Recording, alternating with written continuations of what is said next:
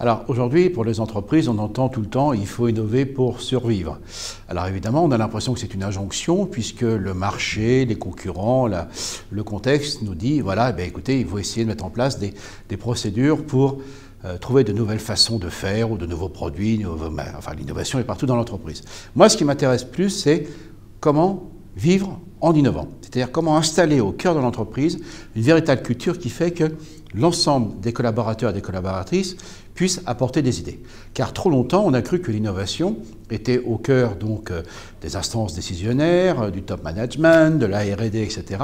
Aujourd'hui, on comprend qu'effectivement, tout le monde peut innover à l'intérieur de l'entreprise, mais, ce qui est très important, également en collaboration avec d'autres entreprises, et ce qui est encore plus intéressant, entre des entreprises de cultures différentes. D'un côté, les grandes entreprises et, par exemple, les startups. Pourquoi? Que se passe-t-il? Plusieurs choses arrivent dans les entreprises depuis pas mal de temps. Des personnes de générations différentes impactées par des changements technologiques différents. Donc, la génération qui est la mienne, donc la fin des baby boomers, c'est ce qu'on a appelé le hardware. On a pu améliorer des choses qu'on savait faire. Ensuite sont arrivés les logiciels et les jeux. Donc là, ça a commencé à permettre de nouvelles créativités, de mettre en fait des secteurs de recherche, d'innovation qui n'étaient pas ensemble. Après sont arrivés les réseaux, alors ça c'est la génération Y, aujourd'hui c'est le big data, c'est la génération Z. Et là, ce qui est complètement nouveau, c'est qu'on assiste donc à des diversités marquées par des évolutions récentes au cours de leur vie dans les rapports aux technologies qui sont source d'innovation. Cependant, c'est intéressant, c'est que ceux qui sont des premières générations ne sont pas nés dans le monde des générations plus récentes, qu'on appelle les Y ou les Z, qu'importe. Et ce qui importe, c'est effectivement, c'est comment faire en sorte que des gens qui ont plus d'expérience dans l'entreprise, mais telle qu'elle était, puissent travailler avec des gens qui apportent de nouveaux outils. Et donc là, ça nécessite évidemment un changement complet dans les relations entre les individus, leurs compétences. On n'est plus dans une relation hiérarchique stricte. Ce ne sont plus les statuts qui prédominent, mais les compétences en fonction des projets. L'autre chose qui est quand même très importante aussi, c'est qu'on a des changements qui sont extrêmement rapides et que depuis quelques mois. Premièrement, toutes les injonctions à utiliser le numérique. Alors la question est la suivante.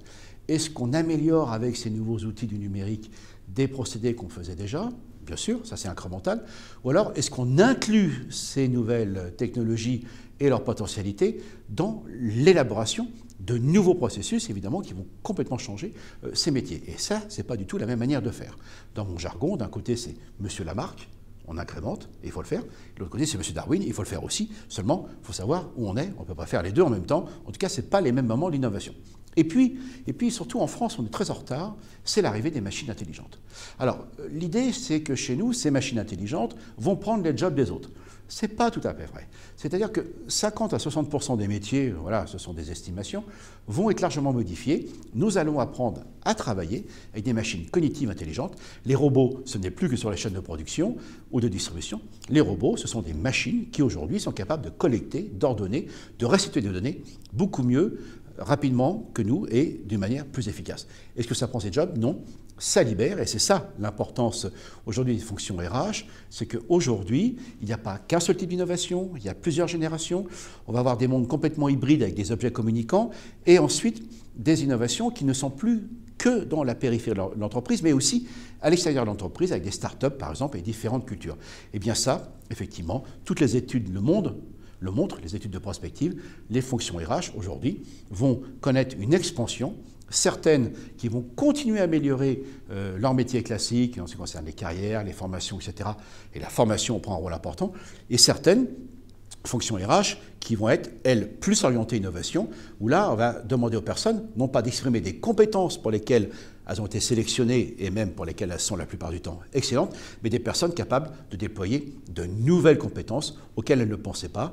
Et ceci, évidemment, concerne l'ensemble de l'entreprise, mais ça va entraîner, évidemment, d'autres systèmes d'évaluation, d'appréciation, d'ailleurs, d'ordre collectif.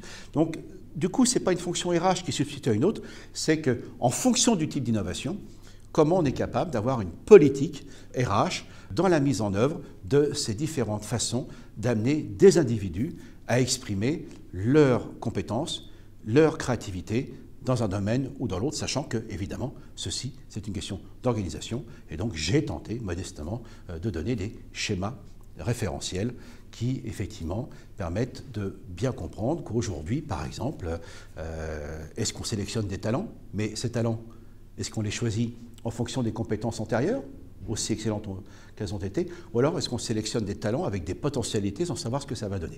Et ben voilà, ce n'est pas les mêmes personnes, ce n'est pas les mêmes politiques RH, et ça s'appelle l'évolution.